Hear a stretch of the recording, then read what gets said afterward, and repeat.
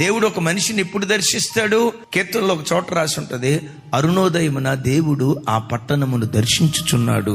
దైవజనమా, ఎంత అలసిపోయినా రాత్రి 11ంటికి పండుకో, 12ంటికి పండుకో, ఒక దైవికమైన క్రమాన్ని అలవాటు చేసుకో.